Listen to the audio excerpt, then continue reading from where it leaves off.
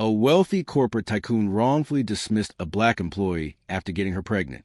Years later, her son walked into that same man's company as a newly hired analyst, and when the CEO heard the young man's last name, something in his carefully constructed world began to crack. Danielle Ross stood in front of Charles Whitmore's desk, her hands clasped so tightly that her knuckles had gone pale. The faint whir of the heating system filled the silence between them. Outside, beyond the towering glass windows that framed the Manhattan skyline, snow drifted in thin sheets against the wind. The city looked serene from up here, but Danielle knew that serenity was an illusion, just like the calm in this room. Charles did not look up right away. His silver-tipped hair bent toward the document in front of him, his Mont-Blanc pen gliding in smooth, deliberate strokes. He signed his name the way a man signs 100 times a week, without hesitation, without doubt, without ever considering the permanence of what the ink committed to paper.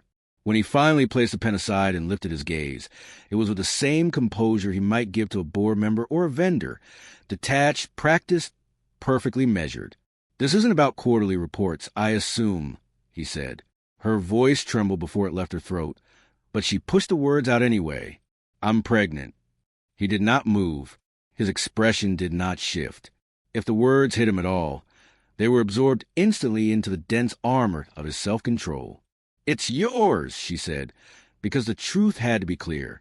Charles leaned back in his leather chair, his fingers steepled loosely in front of him. "That's unfortunate." Something in her chest tightened, a coil pulling tighter and tighter. "Unfortunate?" she repeated. "You should have been more careful," he replied.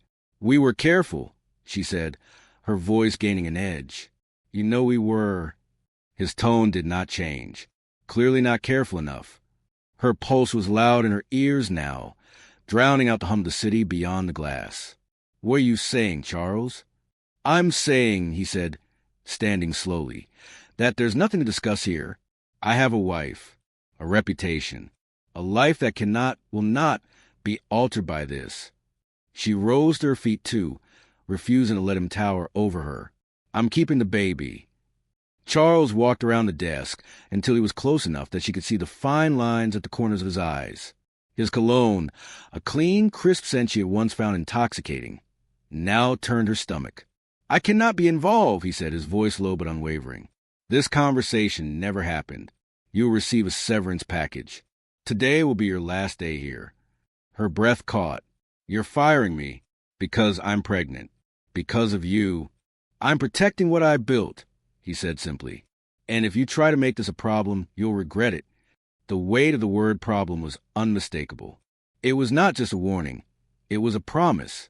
Danielle's hands unclasped, her fingers flexing slightly as if reaching for something she couldn't quite hold on to. "Some truths," she said quietly, "don't stay buried forever." She turned before he could answer, her heels clicking sharply against the polished wood floor. The elevator doors slid closed around her, sealing her reflection in 4 mirrored panels. She didn't recognize the woman staring back. On the street, the wind cut through her coat like it wasn't there. She pressed her palm to her stomach, her fingers spread protectively, and whispered to the life inside her, "We're going to be okay." The room was small, the furniture mismatched, but it was hers. And yet, tonight it felt fragile, like one wrong move could cause it to collapse around her. She didn't turn on the TV. The silence pressed in, and for the first time since she'd left Charles's office, tears stung her eyes. They came in a sudden wave, breaking through the steel she tried to hold in place. She sought snow was falling harder by the time Danielle reached her apartment. The streets glistened under the glow of the street lamps, the flakes sticking to her hair and lashes. She climbed the 3 flights to her place without feeling the cold anymore. Her body was running too hot with adrenaline and anger. Inside, she kicked off her boots and stood in the dim light of her living room, her breath still uneven, and came to the couch, pressing her hands against her face. It wasn't just a job. It was a betrayal, the finality of it. She had given years to that company, to that man's trust, only to be discarded in a single conversation. After a while, she wiped her cheeks and took a deep breath. There was no time to stay broken. She had to think. She had to plan. The next morning, Danielle sat at her kitchen table with her laptop open, scrolling through job postings. She applied for everything: administrative roles, temp positions, retail work, anything that could pay the rent and keep food in the fridge. But as the weeks passed, her savings shrank. She pawned the gold bracelet her grandmother had given her at graduation. She canceled her gym membership, her streaming subscriptions. Every expense was trimmed to the bone. By her third month of pregnancy, she'd found part-time work at a small independent bookstore 2 blocks away. The owner, Ellen, was kind enough not to ask too many questions. Danielle stocked shelves, rang up customers, and dusted the tall wooden cases. It wasn't glamorous, but it was a paycheck, and it was quiet. Some afternoons, when the shop was empty, Danielle would rest her hand on her belly and feel the faintest movements. They were small, but enough to remind her that she wasn't just working for herself anymore. One evening, Ellen caught her sitting on a step stool, holding her stomach with a far-off look. "You okay?" Ellen asked gently. Danielle nodded, forcing a smile. "Yeah, just thinking." Ellen studied her for a moment before returning to the counter. She didn't push, and Danielle was grateful. When winter deepened, the snow piled in gray heaps along the curbs, and Danielle's apartment seemed colder no matter how high she turned the heat. She began making lists: baby names, budget needs, things she'd have to buy. Most of the items stayed circled with question marks beside them. The day her son was born, the city was caught in a blizzard. The hospital windows were white with snow, and the air outside was so bitter it burned your lungs. Marcus came into the world screaming, his tiny fists clenched as if already ready to fight. When the nurse placed him in her arms, Danielle felt something shift inside her, a mix of fierce love and unshakable resolve. "Hi, Marcus," she whispered. "It's just you and me, and we're going to be okay." The next years passed in a blur of small victories and constant hustle. Danielle worked anywhere she could: bookstores, temp offices, even a short-lived position waiting tables at a diner. Every dollar went to rent, food, and keeping Marcus clothed and cared for. Marcus was a curious child. By the time he was 6, he was reading chapter books on his own. At 8, he was asking questions about how businesses worked. Danielle encouraged every curiosity, even when she was too tired to answer right away. One night, when he was about 9, Marcus asked her, "Mom, why don't I have a dad like the other kids in my class?" The question caught her off guard. She set down the dish she'd been drying and met his eyes. "Some people aren't ready to be parents," she said carefully. "But you have me, and I'll always be here." He seemed to accept that, but she knew it wouldn't be the last time he asked. Marcus's teenage years came with new challenges: school pressures, college applications, and his growing ambition. He excelled in math and economics, winning academic competitions and earning glowing recommendations from his teachers. By his senior year, he was offered a full scholarship to New York University.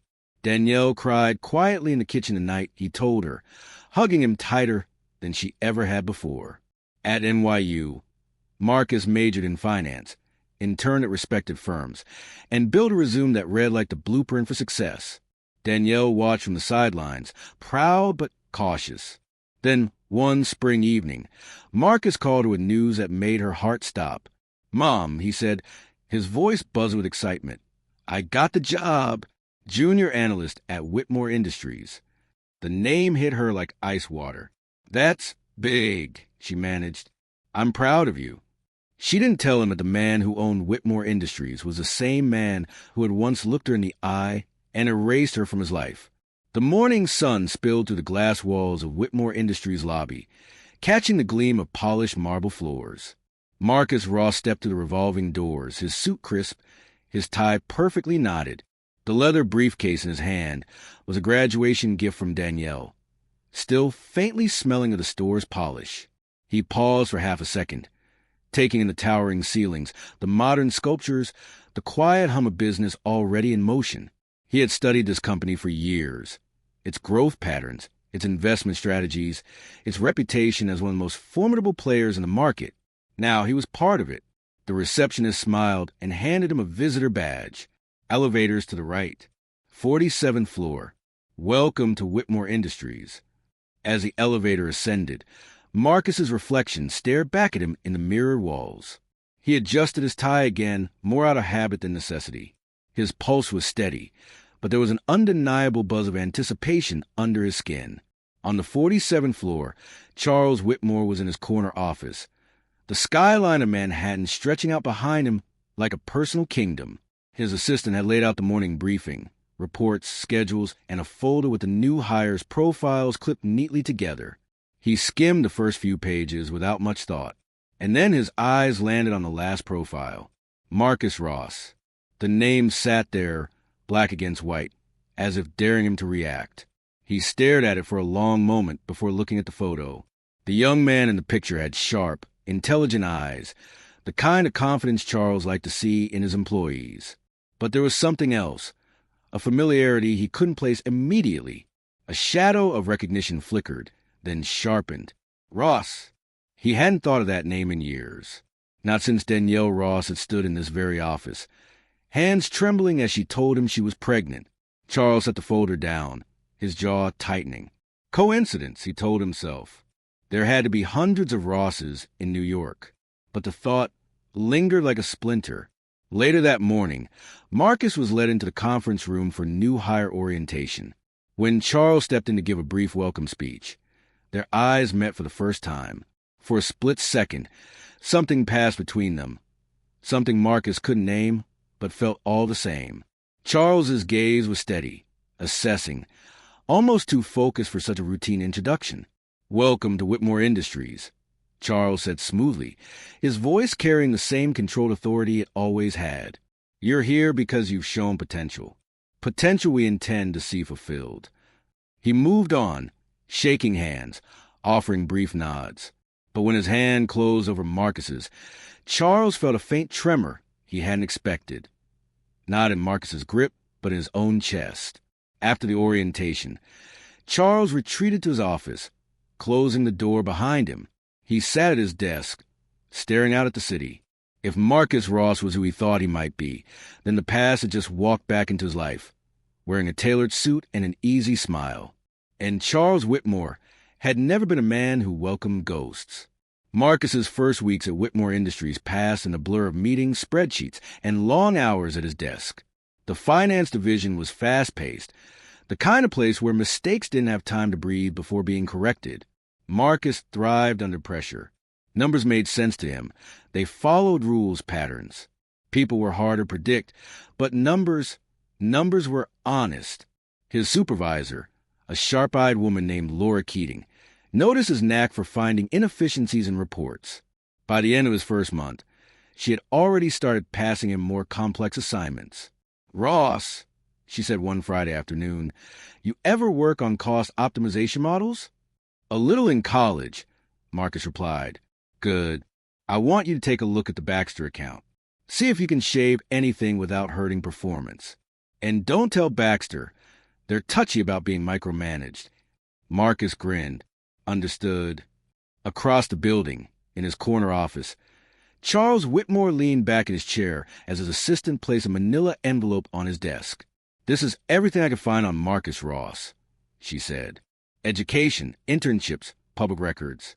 Clean as they come." Charles flipped through the documents slowly.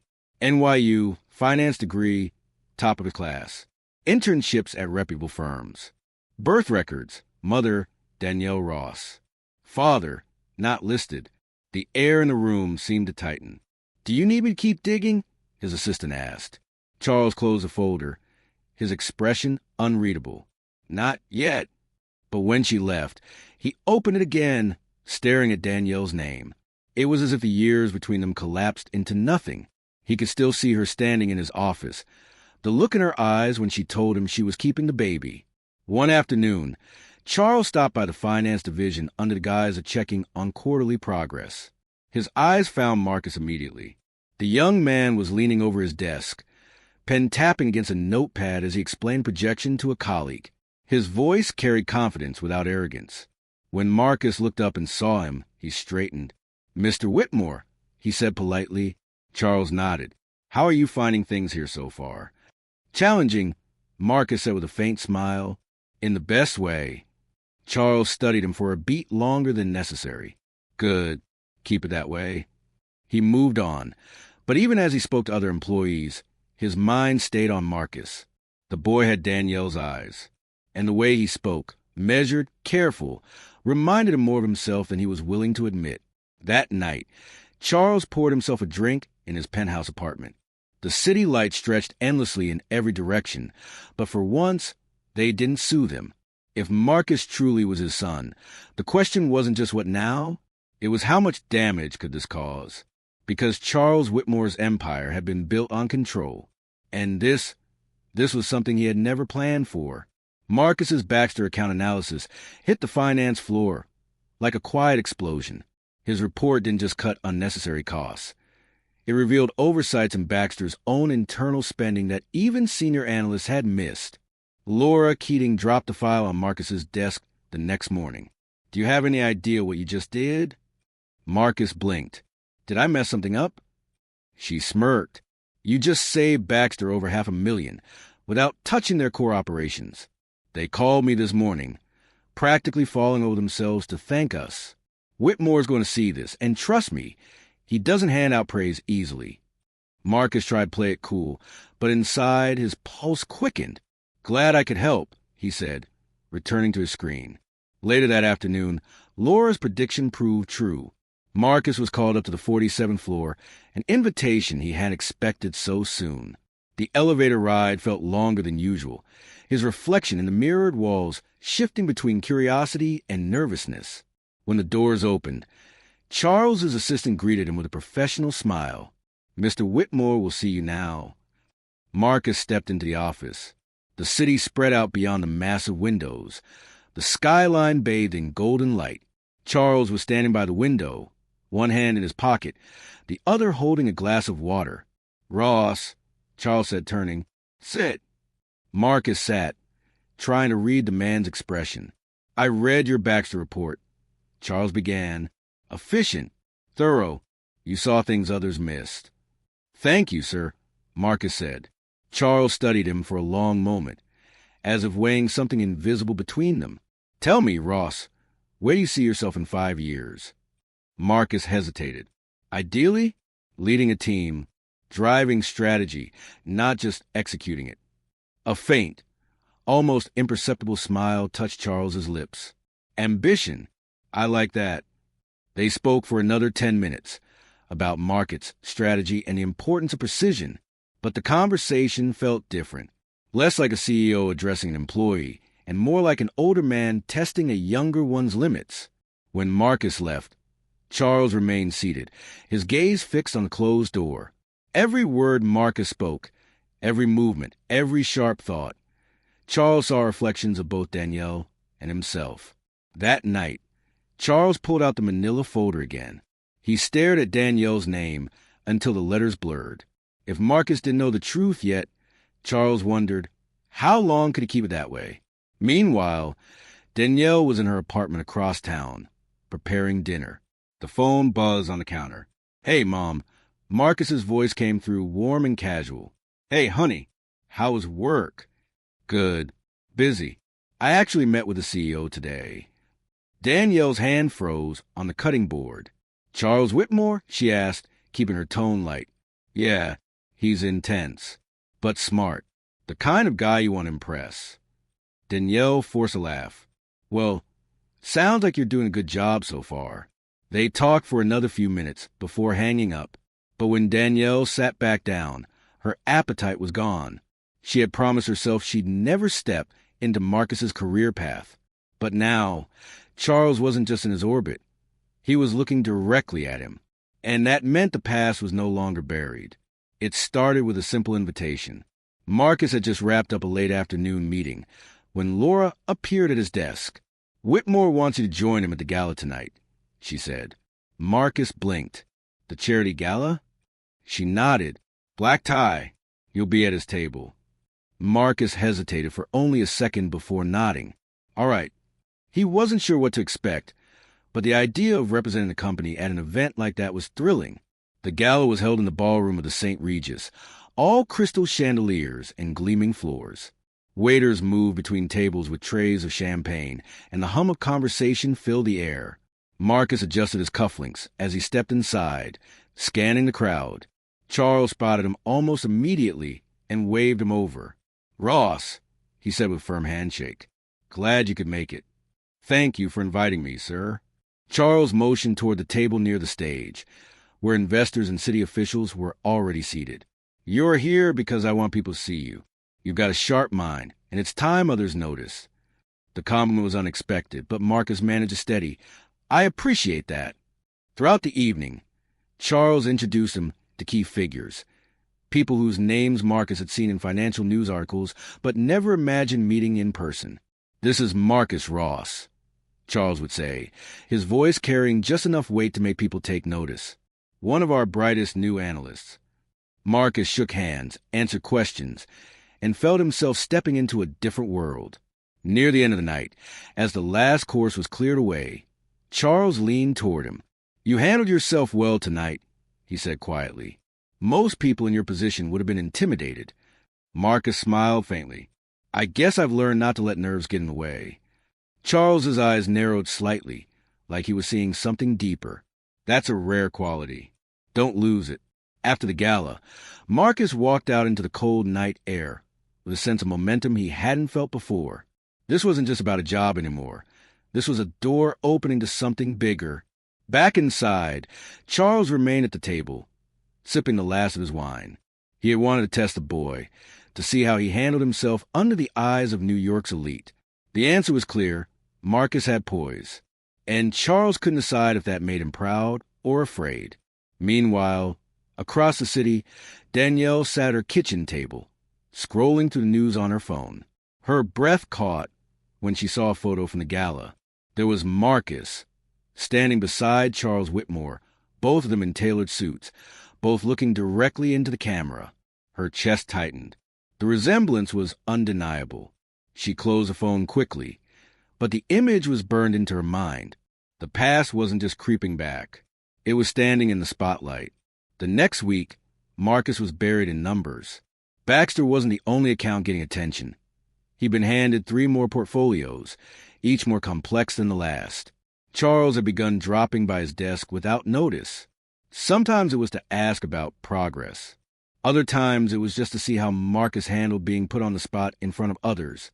"You seem to work best under pressure," Charles remarked one afternoon. Marcus smiled faintly. "Pressure keeps me sharp." Charles studied him, almost as if expecting him to add something else, but Marcus turned back to his screen, focused on the task at hand. Across the city, Danielle sat at her laptop, her dinner untouched beside her. She had searched Whitmore Industries' annual gala and was scrolling through image after image. Every photo of Marcus standing beside Charles seemed to tell the same silent story. The way Charles leaned slightly toward him.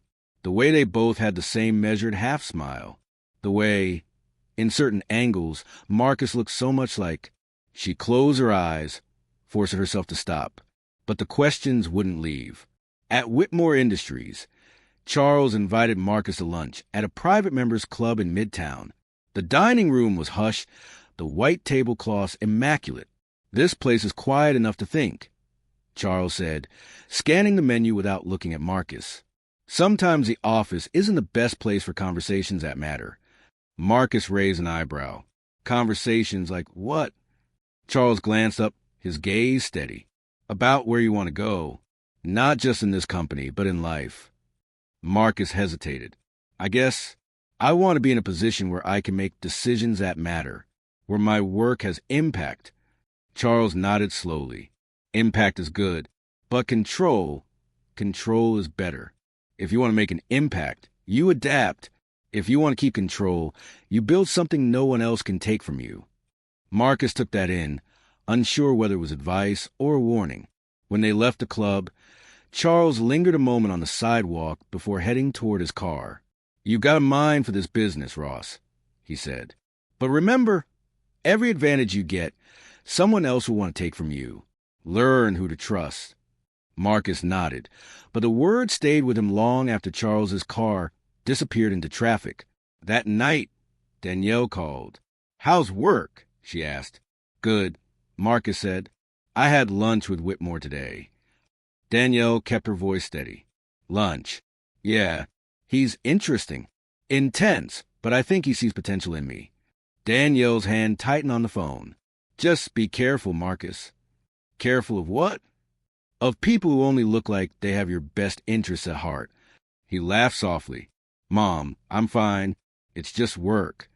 But when they hung up, Danielle sat in the dark for a long time, the unease in her chest growing heavier. 2 days later, Charles called his private investigator. I want a deeper look at Marcus Ross, he said into the phone. Not just his resume, his friends, where he spent his time, everything. The man on the other end didn't ask why. Charles didn't hire people who asked questions. At Whitmore Industries, Marcus was finishing a quarterly forecast when Charles appeared beside his desk again. How's the Baxter follow-up coming? Charles asked casually. Numbers are good, Marcus replied, sliding a file toward him. We've already shaved another 2% in overhead. Charles didn't look at the file.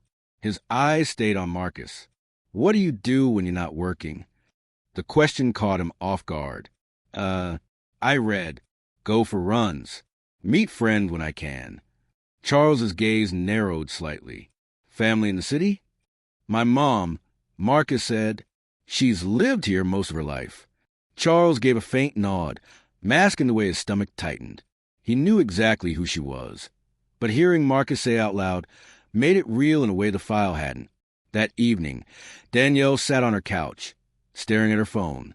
She had gone back and forth all week about calling Charles, about confronting him.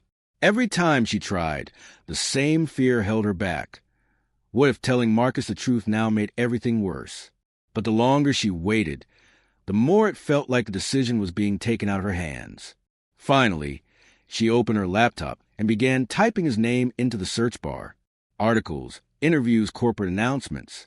She scrolled until she found the company's main number. Her finger hovered over the phone keypad. Then she set it down. Not yet. 2 days later, Charles's investigator called back. Ross is clean, the man reported. No debt, no criminal record. Lives modestly. Visits his mother twice a week. Name's Danielle Ross. Charles didn't respond right away. He stared out his office window, the skyline blurred by a thin veil of fog. And, the investigator prompted. Charles's voice was quiet but final. That's all I needed to know. That night, Charles poured himself a drink and sat in his study, flipping through old photographs. Most of them were corporate events, political fundraisers, handshakes with other power players. But buried in the stack was one photo he didn't remember keeping. Danielle, years younger, standing beside him at a company holiday party. She was smiling. He wasn't. He slid the photo back into the envelope and locked it away. Meanwhile, Marcus was oblivious to the storm building around him. He was focused on his work, on proving himself. The attention from the CEO felt like an opportunity, not a warning.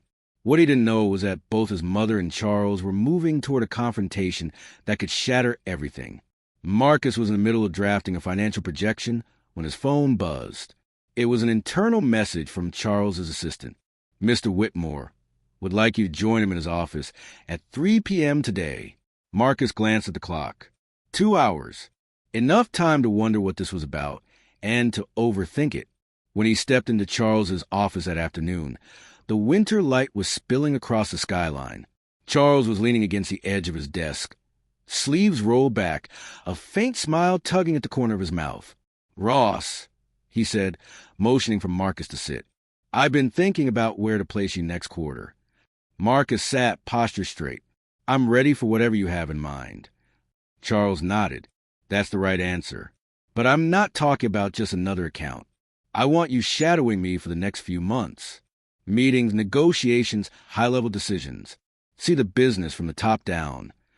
Marcus blinked. That's the big step. It's an opportunity, Charles corrected. Not many get it. Don't waste it. The first week of shadowing was a whirlwind. Marcus found himself in rooms with people whose names carried weight, investment partners, government officials, board members. Charles rarely explained his strategy outright, but every move, every glance seemed deliberate. By the second week, Marcus began to notice patterns. How Charles let others talk themselves into corners. How he stayed silent until the exact moment his words would carry the most force. "You're not just listening," Charles said one evening as they left the meeting. "You're watching. That's good.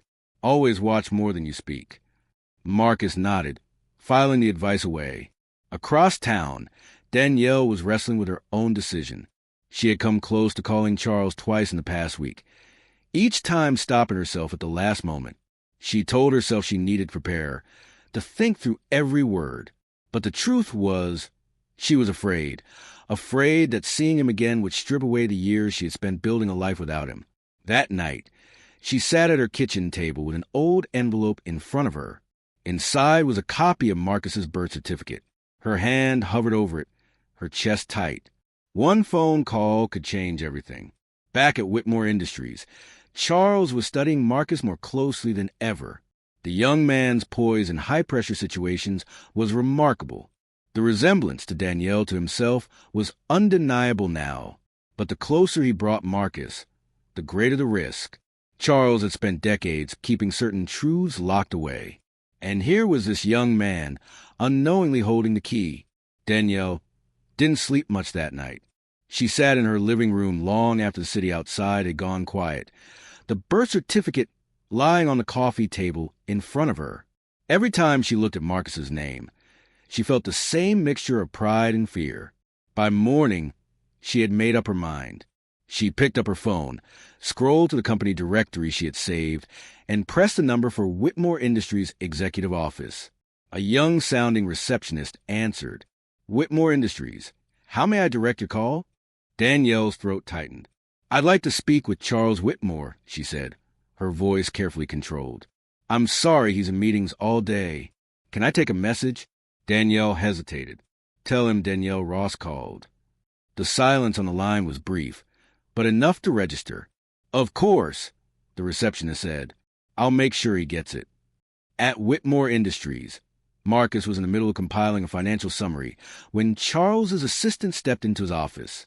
"Mr. Whitmore," she said quietly, "Danielle Ross called. She asked for you by name." Charles froze for half a second, just enough for her to notice. Then he leaned back, masking it with a faint smile. "Did she say what it was about?" "No, sir." Charles tapped his pen against the desk once. "Then set it down. Don't return the call." "Not yet." Later that day, Marcus noticed something in Charles's demeanor.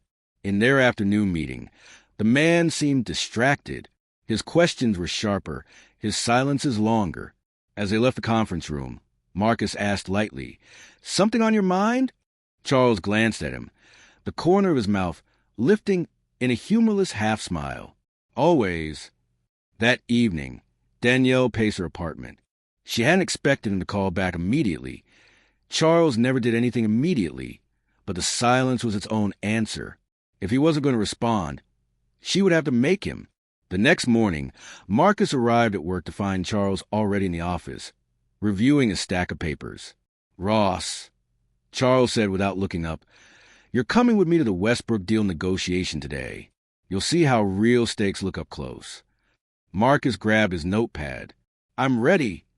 Charles finally looked up, his eyes locking on Marcus's with an intensity that made him pause.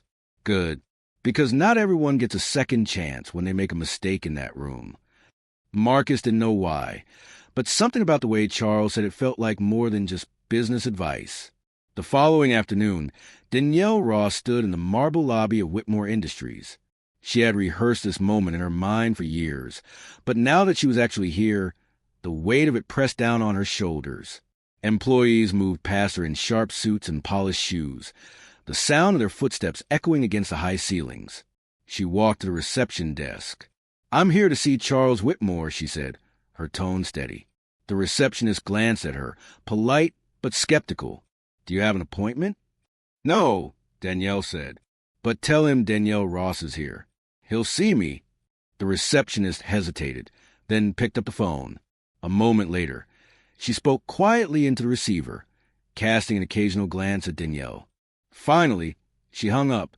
"Mr. Whitmore is in a meeting," she said. "He asked me to tell him I'm not leaving." Danielle interrupted.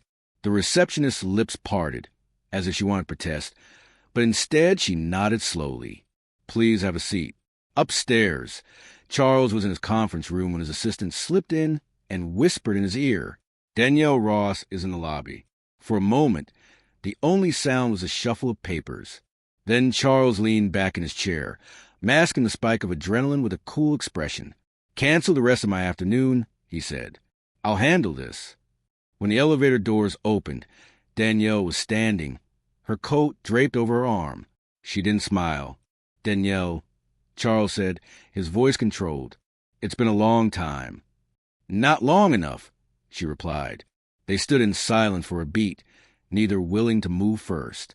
Let's talk somewhere private, Charles said finally, upstairs in his office. The air between them was taut. Danielle stayed standing, her arms crossed. You've been spending a lot of time with Marcus, she said. I think we both know why that's a problem. Charles's jaw tightened. If you're here to make threats. I'm here to protect my son, Danielle cut in. The son you fired me over. The son you pretended didn't exist. His gaze was steady, but there was a flicker, just a flicker, of something else. Regret? Recognition? You kept him from me, Charles said finally. You made that decision for yourself the day you threw me out. She shot back. Meanwhile, down in the finance department, Marcus was unaware of the storm brewing upstairs. But he was starting to notice something else. People watching him. Conversations would pause when he walked past. Colleagues exchanged glances after meetings. It wasn't just curiosity anymore. It was speculation. When Danielle left the building an hour later, her face was unreadable. But she knew one thing for certain. This wasn't over. Not by a long shot. The next morning, Marcus sensed something was off the moment he stepped onto the executive floor. Conversations dropped to a murmur as he passed, eyes flicking toward him before darting away. He was used to drawing attention after his rapid promotion into Charles Whitmore's inner circle, but this felt different. When he reached Charles's office, the door was closed, a rarity for early mornings. He knocked once. Come in. Charles's voice called from inside, steady but clipped. Marcus stepped in to find Charles at his desk, reviewing a document with a focus that looked almost forced. His suit jacket was draped over the chair, his sleeves rolled halfway up, the ties slightly loosened. It was the posture of a man who'd been here long before dawn. You wanted to see me? Marcus asked. Yes. Charles gestured to the chair across from him. Sit. Marcus lowered himself into the seat, waiting. I've decided to move you into negotiations for the Westbrook merger, Charles said, his tone matter-of-fact. It's high stakes, and frankly, you're not ready for it, but I want to see if you can handle it anyway. Marcus blinked. I appreciate the trust, sir, but it's not trust, Charles interrupted. It's a test. Fail, and it'll set you back years. Succeed, and it'll put you on a track very few ever see. Marcus leaned back, meeting his gaze. Then I'll succeed. Something flickered in Charles's eyes. Pride, maybe, but tempered by something heavier. We'll see. Meanwhile, Danielle sat in a corner booth at a cafe across the street from Whitmore Industries, nursing a cup of coffee she barely touched. She had spent the night replaying her conversation with Charles, every word, every glance. It hadn't been the screaming match she had imagined in her younger years. No, Charles was too controlled for that. But she had seen the tightening of his jaw, the sharpness in his eyes. He wasn't going to ignore this. The question was whether she had enough time to tell Marcus before Charles made his own move. By late afternoon, Marcus was deep in preparation for the merger meeting when Charles stepped into the conference room. Clear the rest of your day, Charles said without preamble. We're going to the client dinner tonight. It's a chance to read the room before negotiations. Marcus hesitated. Should I bring anything? A sharp mind and a sharper ear, Charles replied. And wear a black tie. The details matter. The dinner was held in a private suite at a high-end steakhouse, the kind of place where the waitstaff moved like shadows, and every glass of wine cost more than Marcus's first paycheck. Marcus kept mostly quiet, listening to Charles work the table with effortless precision, dropping just enough financial insight to impress, slipping in personal anecdotes at moments that lowered defenses, steering the conversation without anyone realizing they were being steered. At one point, Charles leaned toward him between courses. "You learn faster than most," he said quietly. "That could make you dangerous one day." Marcus wasn't sure if it was meant as praise or warning. Across town, Danielle stared at her phone, thumb hovering over Marcus's number. She typed, "We need to talk. Soon. It's important." She erased it, typed again. "There's something about Charles Whitmore you don't know." Her chest tightened. She deleted that too. When she finally sent a message, it was simpler but loaded. "Dinner tomorrow? Just the two of us." Back in the car after the dinner, Charles stared out the tinted window as the city lights slid by. "Ross," he said without turning his head, "you ever think about legacy?" Marcus frowned. "Not much, no." "You will," Charles said, his tone low. "Because everything you're building, someone's going to inherit it, whether you choose them or not." Marcus didn't know it yet, but the words were less about business and more about blood. The next evening, Marcus arrived at the small Italian restaurant Danielle had chosen. It wasn't far from where he'd grown up, a cozy, family-owned place with dim lighting and the faint scent of basil in the air. Danielle was already seated in a corner booth, her hands wrapped around a glass of water. She looked up and smiled when she saw him, but the smile didn't quite reach her eyes. "Hey, Mom," Marcus said, sliding into the seat across from her. "What's the occasion?" She shrugged lightly. "Just wanted to see you. It feels like we haven't had dinner together in weeks." "That's because I've been practically living at the office," Marcus said. "Charles has me shadowing him on the Westbrook merger. It's intense." Danielle's expression tightened almost imperceptibly at the mention of his name. "How is that working with him?" Marcus shrugged. "He's sharp, demanding. I've learned more in a month than I did in my first 2 years in finance. But he's different, hard to read sometimes." "He's always been hard to read," Danielle murmured. Marcus tilted his head. "Always." Danielle caught herself, forcing a casual smile. "People like him, executives, they're trained to be that way. It's part of the job." They ordered their meals, but Danielle kept steering conversation away from work. She asked about Marcus's friends, his apartment, even whether he was dating anyone. Marcus played along, but he could tell something was on her mind. When the plates were cleared and the server had left them alone, Danielle leaned forward. "Marcus, there's something I've been meaning to tell you. Something I should have told you years ago." Marcus's pulse picked up. "Okay." She hesitated. "It's about your father." Marcus froze. "My father?" Danielle's eyes softened, but before she could say more, her phone buzzed loudly on the table. She glanced down, and the name on the screen made her face pale. Charles Whitmore. Marcus's brow furrowed. "Charles is calling you?" Danielle quickly silenced the phone and set it face down. "It's nothing. Just work from a long time ago." But Marcus's mind was already turning. "Why would the CEO of my company have your number?" "It's complicated," Danielle said quietly. "And I promise I'll explain. Just not tonight." Later that night, Marcus lay awake in his apartment. His mind kept circling the moment Danielle's phone lit up with Charles's name. The coincidence was too much. And for the first time, he started to wonder if his career move to Whitmore Industries hadn't been coincidence at all. 2 days after that dinner with Danielle, Marcus arrived at the office to find an unexpected email from Charles's assistant. "Mr. Whitmore would like you to attend the weekend strategy retreat in the Hamptons." Departing Friday afternoon, Marcus leaned back in his chair, rereading the line. He'd heard about these retreats, intimate gatherings of Whitmore's most trusted executives and a handful of select clients. Invitations were rare, especially for someone so new. That afternoon, Charles appeared at his office door, leaning casually against a frame. "Clear your weekend," he said. Marcus glanced up. "I already got the email." Charles stepped in, closing the door behind him. "This retreat isn't about golf or champagne, Ross. It's where I see how people really think when they're off the clock. It's a chance for me to decide who has the instincts to go the distance in this company." Marcus studied him. "And you think I might?" I think you're worth testing, Charles said. His gaze lingered, as if he were weighing more than Marcus's business potential. Across town, Danielle sat at her kitchen table, staring at her phone again. She'd rehearsed a dozen ways to start the conversation with Marcus, ways that would make him listen without shutting down. But now she knew she didn't have much time.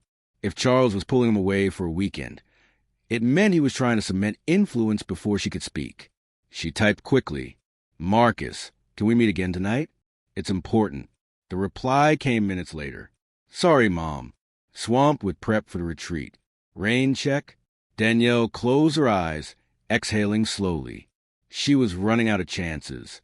Friday afternoon, Marcus found himself in the back of a sleek black town car, watching the city skyline fade in the distance as they headed east.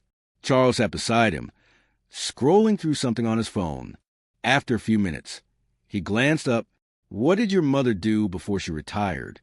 Marcus hesitated.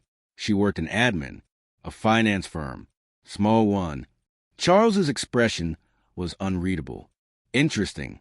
Did she ever work for a larger company?" Marcus shrugged. "Not that I know of." "Why?" Charles gave a faint smile that didn't reach his eyes. "Just making conversation." The retreat was held at a sprawling oceanfront estate. Polished wood, glass walls framing the Atlantic, the air filled with the sound of waves breaking against the shore. Over the next 48 hours, Charles kept Marcus close. Private dinners, closed-door brainstorming sessions, even quiet walks along the dunes. Each moment seemed carefully orchestrated, as though Charles was both teaching and testing. By Sunday afternoon, Marcus felt drawn in, like he was part of something bigger. But there was an undercurrent he couldn't name, a sense that Charles wanted more than just his loyalty as an employee.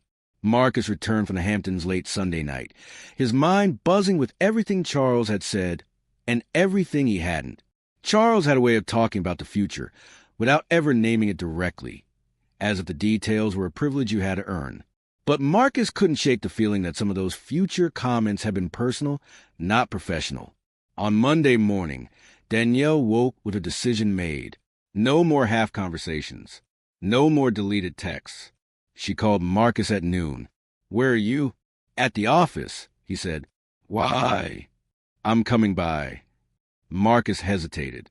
"That's not really a great idea." "Charles." "I'm not here for Charles," she said firmly. "I'm here for you." And before he could argue, she hung up. At Whitmore Industries, the lobby receptionist looked uncertain as Danielle strode in, this time without waiting to be announced. Upstairs, Marcus was reviewing a contract when his phone buzzed. Another message from his mother.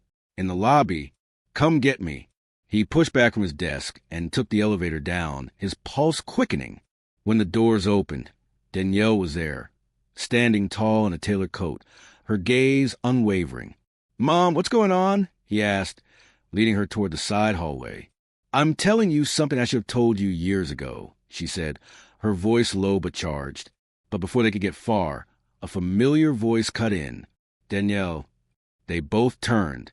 Charles Whitmore stood a few feet away, one hand in his pocket, the other holding a folder, his expression cool but his eyes sharp. Marcus looked from one to the other. "You two know each other?" The silence stretched. Finally, Danielle said, "Marcus, this is the man who fired me when I was pregnant with you. The man who—" "That's enough," Charles said, stepping forward. His voice was calm, but there was steel underneath. "Not here. Not like this." Marcus stared at him. "Is she telling the truth?" Charles didn't answer right away. And that was all the answer Marcus needed. The air between them felt electric, dangerous. Danielle took a step closer to her son. "We'll talk outside." Charles's gaze locked on Marcus. "Or you could stay and hear the truth from me." For the first time in his life, Marcus had no idea who to trust. Marcus's voice was steady, but his eyes were locked on both of them. "We're not doing this in hallways or behind closed doors. If you both have something to say, you're going to say it together right now." Danielle folded her arms. "Fine by me." Charles's jaw flexed, but he gave a short nod. "My office. 10 minutes." When they stepped inside, Charles dismissed his assistant with a quick, hold all my calls. The door shut behind her, and the room fell silent except for the faint hum of the heating system. Marcus took a seat at the center of the small conference table. Danielle sat on his left, Charles on his right. The arrangement felt almost symbolic. Two opposing sides, with him in the middle. "Start talking," Marcus said. Danielle's gaze stayed on her son. "I worked for Whitmore Industries years ago, before you were born. I had a relationship with Charles." Charles didn't flinch, but his eyes narrowed slightly. Danielle continued. "When I got pregnant, he decided that didn't fit with his life, his wife, his reputation, his perfect image. He fired me, sent me out with a severance check, and told me to disappear." Marcus looked at Charles. "Is that true?" Charles leaned back, fingers steepled. "Yes, but what your mother leaves out is that she made no attempt to contact me after you were born. She made the choice to raise you without me." Danielle's voice sharpened. "You made that choice for me when you threw me out, Charles. You made it crystal clear you wanted nothing to do with either of us." Marcus's pulse pounded in his ears. "So I've been working here all this time for my father." Charles's gaze didn't waver. "Yes." Danielle reached for Marcus's hand, but he didn't move. "I didn't want you to get hurt the way I was," she said softly. "That's why I never told you." Marcus pushed his chair back, the legs scraping the floor. "Hurt? You think I'm not already there?" He stood, pacing to the window. The Manhattan skyline stretched out beyond the glass, but the view felt different now, colder. Charles rose slowly.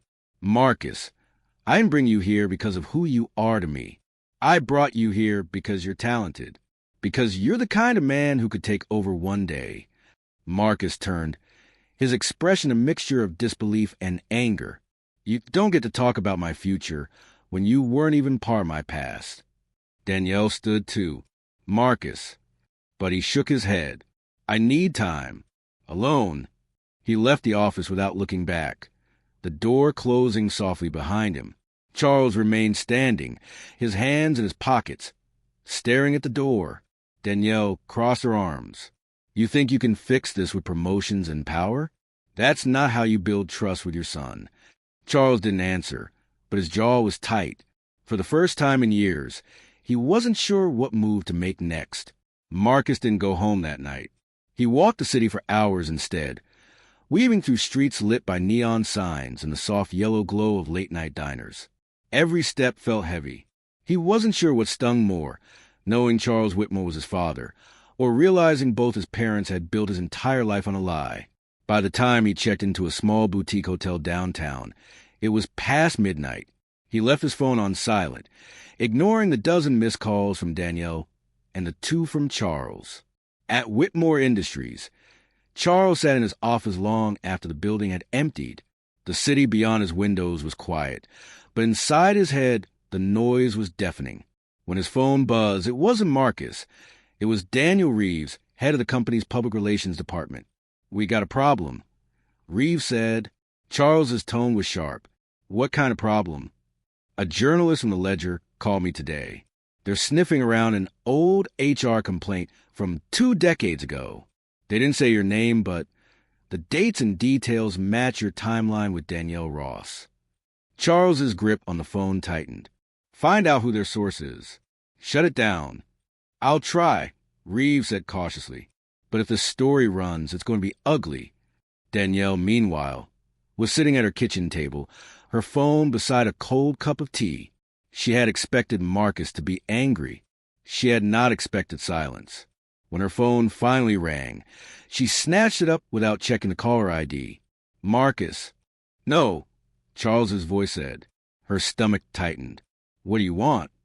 "There's a reporter digging into our history. I need to know if you've been talking to anyone." Her laugh was short, bitter. "You think I'd run to the press?" "No, Charles.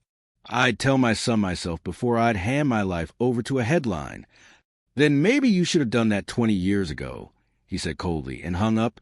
Marcus woke the next morning to find an email from the Ledger in his inbox. "Mr. Ross, we're preparing a feature on past corporate misconduct at Whitmore Industries. We understand you may have personal insight into the matter. "We'd like to speak with you off the record." He stared at the screen, the words burning. They knew, or at least they suspected. And for the first time, Marcus realized this wasn't just about family anymore. It was about the company, his career, and a scandal that could destroy both. Marcus sat on the edge of the hotel bed, the email from the ledger still glowing on his phone. He read it 3 times before tossing the device onto Juve and pressing his hands to his face. If he answered, the story would explode, taking Charles's reputation, Whitmore Industries' stability, and probably Marcus's own career down with it. If he ignored it, he'd be protecting the same man who had abandoned his mother and lied to him for his entire life. There was no choice that didn't leave a scar.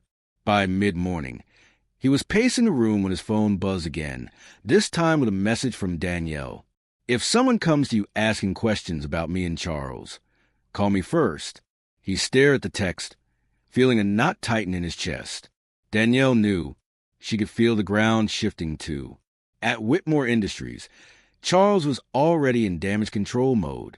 Reeves, the PR chief, had managed to identify the journalist, Alex Monroe, an investigative reporter known for digging up stories that toppled CEOs. They won't run it without a second source. Reeves said, "Right now, they've only got one." "And you think Danielle is the source?" Charles asked. Reeves hesitated. "If it's not her, then it's someone she's talked to." Charles stood at the window, looking out at the skyline. "Then I'll have to talk to her myself." Danielle was at home when the knock came. She opened the door to find Charles standing there in a dark overcoat, his expression controlled but his eyes stormy. "I told you I wasn't talking to the press," she said before he could speak. "And I told you I don't believe in coincidence," Charles replied. "Someone's feeding them, Danielle. If it's not you, then it's Marcus." The name landed between them like a drop weight. Danielle's voice dropped. "And what if it is? What if he's finally seeing who you are?" Charles stepped closer, lowering his voice. "If he drags us into the public eye, he's not just hurting me. He's burning his own career to the ground." Danielle didn't flinch. "Maybe it's time you learn that not everything is about you." That night, Marcus sat in a quiet corner of a coffee shop downtown, his laptop open, the cursor blinking on a blank reply to Alex Monroe's email. He typed, "I'll meet you, but not at my office, not at my home." He stared at the words for a long moment, then hit send. The meeting with Alex Monroe was set for late afternoon at a small bookstore cafe in Brooklyn. Neutral ground, far from the glass towers of Whitmore Industries. Marcus arrived 10 minutes early, scanning the room. The place smelled faintly of old paper and espresso. A few customers were buried in laptops. A couple more browsed the shelves. Alex Monroe was easy to spot, mid-30s, sharp eyes behind wire-rimmed glasses, the posture of someone who'd spent a career asking questions that made people uncomfortable. "Mr. Ross," Alex said, offering a firm handshake. "I appreciate you agreeing to meet." Marcus slid into the seat opposite. "This stays off the record until I say otherwise." "Understood," Alex replied. He opened a small notebook. "I've spoken to someone who claims Charles Whitmore had a relationship with your mother when she worked for him, that she was fired after becoming pregnant. I need to know if that's true." Marcus hesitated. "Why now? Why go digging 20 years later?" Alex's voice stayed calm. "Because people like Whitmore build their empires on the assumption that the past stays buried. And when it doesn't, it shows us who they really are." Marcus leaned back, his pulse steadying. "Everything you've heard, it's true. He's my father. He knew about me. He chose to cut us out." Alex's pen scratched across the page. "And you're willing to go on record?" Marcus opened his mouth to answer, but froze when he spotted a figure through the window. Across the street, half hidden behind a delivery van, Charles Whitmore stood watching the cafe. Marcus's chest tightened. "We're done here," he said abruptly, standing. Alex looked up, surprised. "What?" "Change of plans." "I'll call you," Marcus said, already moving toward the back exit. Outside, the winter air was sharp, cutting into his lungs. He glanced up the street. Charles was gone. That night, Marcus's phone rang. It was Danielle. "He was here," she said without preamble. "Charles, he thinks you've been talking to the press." Marcus exhaled slowly. He's not wrong. There was silence, then Danielle's voice, steady but urgent. If you're going to do this, Marcus, you have to be ready for what comes after. He won't just let you walk away. The call came from Charles's assistant the next morning. Mr. Whitmore, request your presence in the boardroom. Noon sharp. Your mother will be there. Marcus hung up without answering. He knew he could refuse, walk away and let the story come out on its own. But some part of him wanted this. Wanted to see Charles's face when the walls finally closed in. When he arrived, Danielle was already seated at the far end of the long mahogany table, her coat draped neatly over the back of her chair. Charles stood near the windows, hands clasped behind him, the skyline stretching out in the cold winter light. He turned when Marcus walked in. "We need to end this," Charles said simply. Marcus took the seat opposite his mother. "I agree. Let's start by ending the lies." Charles's gaze flicked to Danielle, then back to Marcus. "Whatever you've told the reporter, I can make it go away. You'll keep your career. Your name won't be dragged into press, and this company will remain intact. All I need is your word." Marcus leaned forward. "And in exchange, I stay silent about the fact that you abandoned your own son to protect your image, that you destroyed my mother's career to cover up your mistakes." Charles's voice was low. "This isn't just about us, Marcus. There are hundreds of employees whose livelihoods depend on this company staying strong." Danielle's eyes flashed. "Don't you dare use him as a shield. This is about what you did. Own it." The tension was a living thing in the room now, thick and electric. Marcus pulled his phone from his pocket and set it on the table. "Alex Monroe is running the story whether I cooperate or not.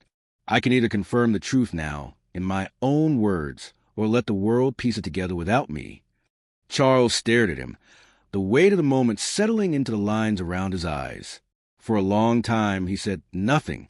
Then, finally, "You'll regret this." Marcus didn't flinch. "Maybe, but I won't regret telling the truth." Danielle stood, placing a hand on Marcus's shoulder. "Let's go." As they walked toward the door, Marcus glanced back one last time. Charles stood where they'd left him, the empire he built shimmering behind him in glass and steel. But for the first time, he looked small.